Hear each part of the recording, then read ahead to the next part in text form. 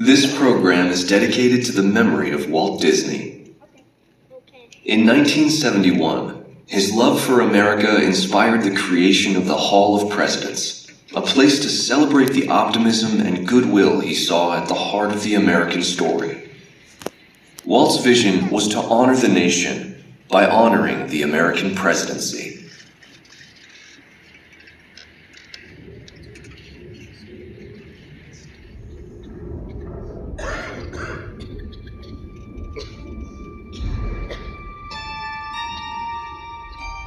It is 1783, and the smoke is clearing in the wake of the Revolutionary War. Over the course of 8 grinding years, General George Washington has led a force of shopkeepers, farmers, and Native American allies to victory over the greatest military power in the world. A new nation has been born, independent and free. The founders must form a national government. In 1787, through months of passionate debate, they create a written constitution. For the country's highest office, they imagine something new in the history of the world. A leader not born to power like a king or queen. A leader who has not seized power through conquest. A leader not separate from the people, but elected by the people. From among the people. We, the people. This is a new idea, an American idea. The idea of a president.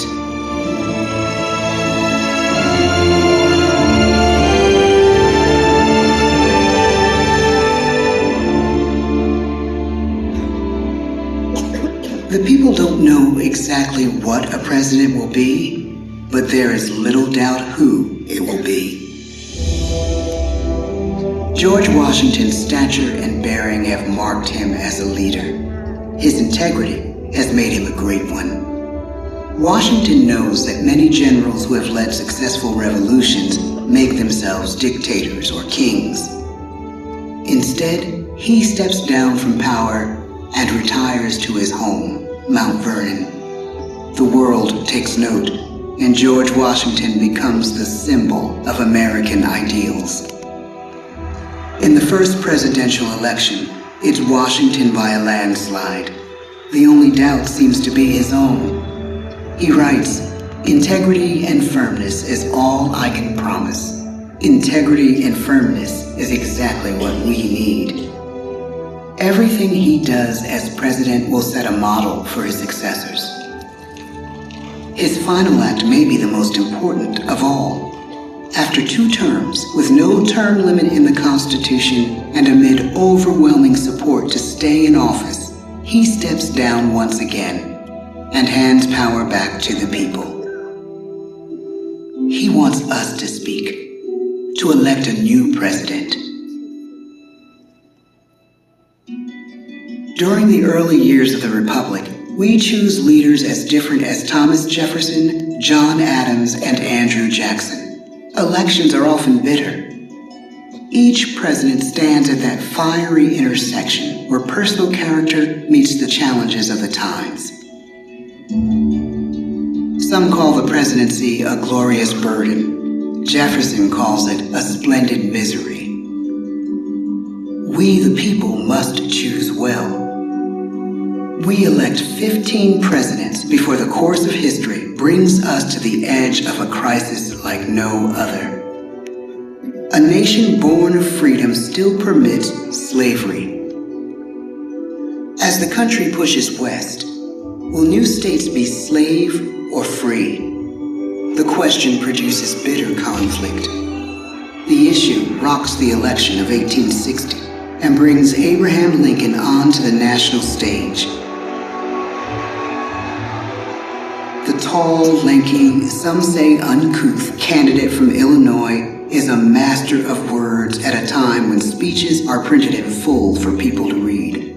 A house divided against itself cannot stand, he has said. With Lincoln's election, the House does indeed divide. Civil War. 11 states secede from the Union. The war becomes a defining passage in the American story. The president's own inner strength and depth of character changed the course of history. Lincoln had come up the hard way on the American frontier, desperately poor, with less than a year of formal schooling. His early years were scarred by tragedy, the death of his mother, his sister, his first love. He struggles with depression, but never loses his determination to rise above it. He once said he's driven by a desire to leave the world a little better place for having lived in it. The war rages. Lincoln fights to preserve the Union and end slavery. Neither is a sure thing. At Gettysburg, Pennsylvania, 6 months after one of the bloodiest battles of the war, the president dedicates a cemetery to the thousands of soldiers who died there, in words we can never forget.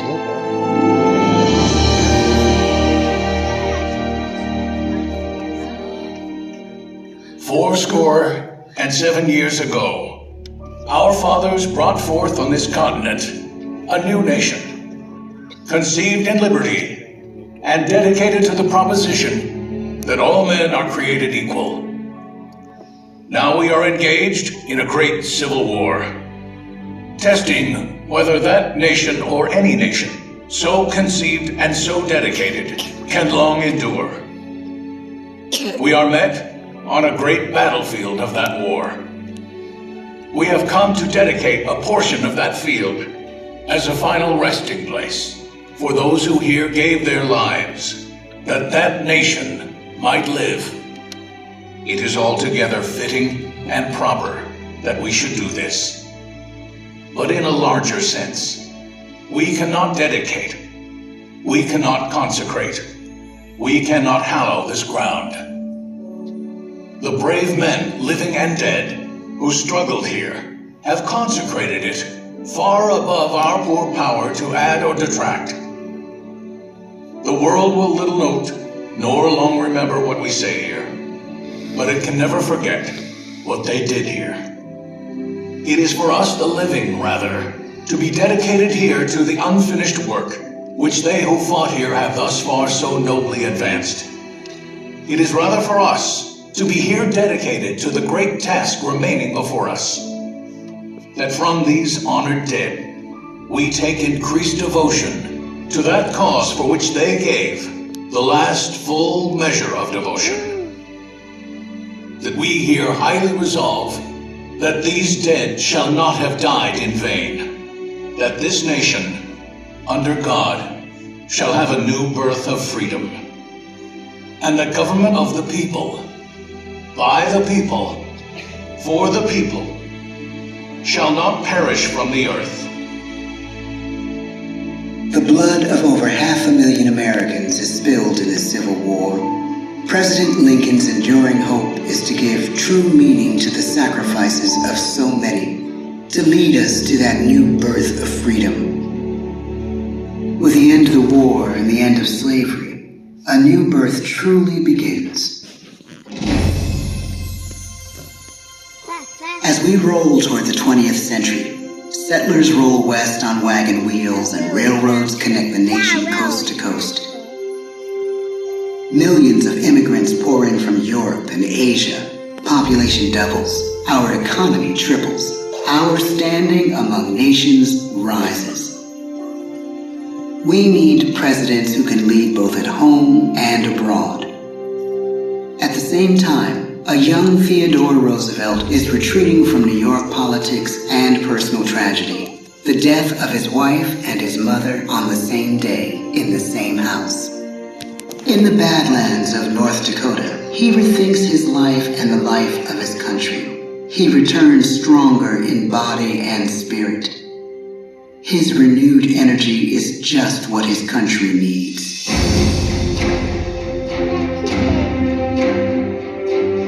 American industry is booming, but social tensions are rising. A progressive movement is bubbling up, pushing for change, and change is needed. in the working and living conditions in cities. The gap widens between rich and poor. The demand for change grows stronger. Teddy Roosevelt is a knight on a crusade. He speaks with force and vitality in clear terms that make colorful headlines at a time when mass market newspapers have become the new media. To define his foreign policy, he borrows a phrase from an African proverb: speak softly and carry a big stick. But his greatest accomplishments are made at home.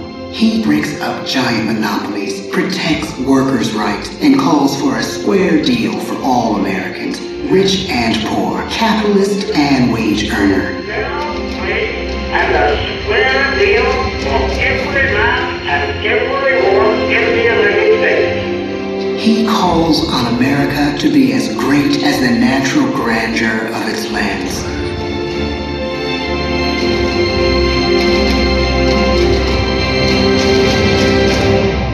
Keep your eyes on the stars and your feet on the ground, he tells us. And we do.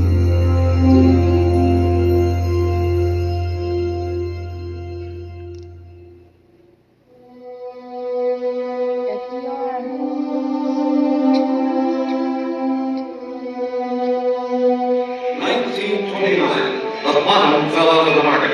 12 million unemployed. The bread lines and the super. The results of the 1932 election now appear. When we elect our 32nd president, it is the worst of times. The course of history and the course of one president's life again shape a turning point in our national destiny. Franklin D. Roosevelt, paralyzed by polio, knows how to restore the faith of a people paralyzed by the Great Depression. I believe in practical explanation and in practical policy. He has found the inner strength his countrymen now need. He speaks to us like a friend, a neighbor. His optimism is contagious, his voice perfect for the latest breakthrough medium, radio. He calls us to believe we have nothing to fear but fear itself. And we do believe.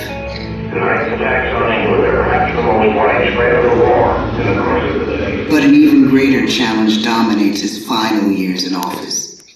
The Second World War.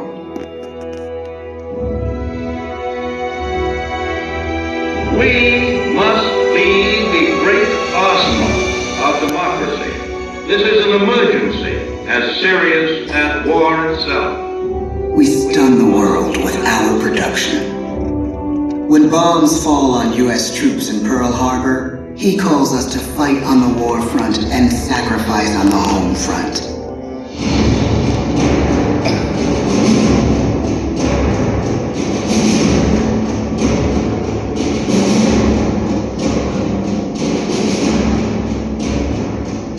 The harder the sacrifice, the more glorious the triumph. So spoke America in the year 1776. So speak Americans today. The world changes. The country changes.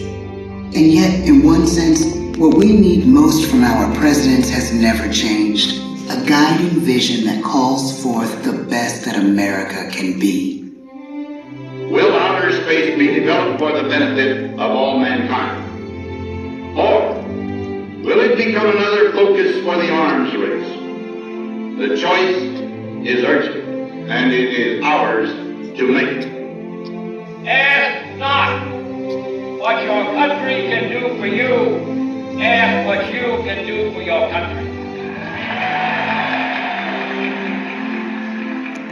But really, it's all of us who must overcome the crippling legacy of bigotry and injustice. And we shall overcome. Quantity approves that President Sadat and Prime Minister Begin are signing tonight is entitled A Framework for Peace in the Middle East. Mr. Gorbachev, tear down this wall. You have lost too much, but you have certainly not lost America. I can hear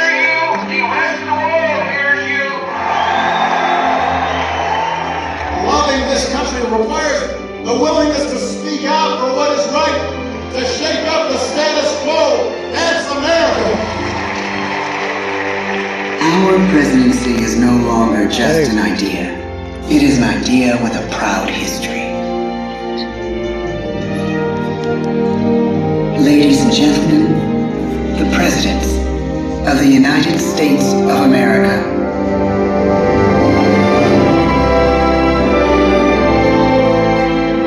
George Washington, John Adams, Thomas Jefferson, James Madison, James Monroe, John Quincy Adams, Andrew Jackson, Martin Van Buren, William Henry Harrison, John Tyler, James K. Polk, Zachary Taylor, Millard Fillmore, Franklin Pierce, James Buchanan, Abraham Lincoln, Andrew Johnson, Ulysses S. Grant, Rutherford B. Hayes, James A. Garfield, Chester A. Arthur, Grover Cleveland, Benjamin Harrison, William McKinley, Theodore Roosevelt, William Howard Taft, Woodrow Wilson, Warren G. Harding, Calvin Coolidge, Herbert Hoover, Franklin D. Roosevelt, Harry S. Truman, Dwight D. Eisenhower, John F. Kennedy, Lyndon B. Johnson, Richard M. Nixon, Gerald R. Ford,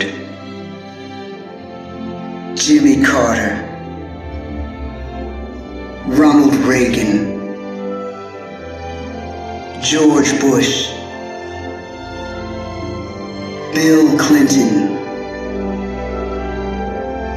George W. Bush, Barack Obama, Donald Trump.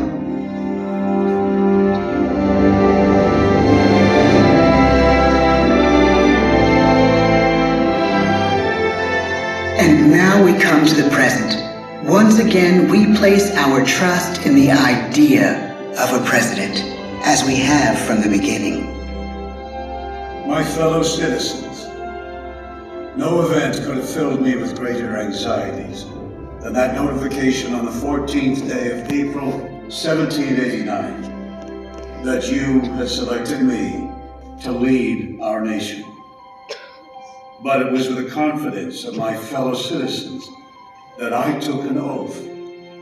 35 simple words that have been repeated by every American president throughout history. I, Joseph Robinette Biden Jr., do solemnly swear that I will faithfully execute the office of President of the United States, and I will, to the best of my ability, preserve, protect, and defend the Constitution of the United States. So help me God. The presidency of the United States is a role unique in the world, an office entrusted to each president by us, we the people. Therein lies the genius of that new idea, now over 200 years old. A new idea our presidents have turned into a great American idea again and again.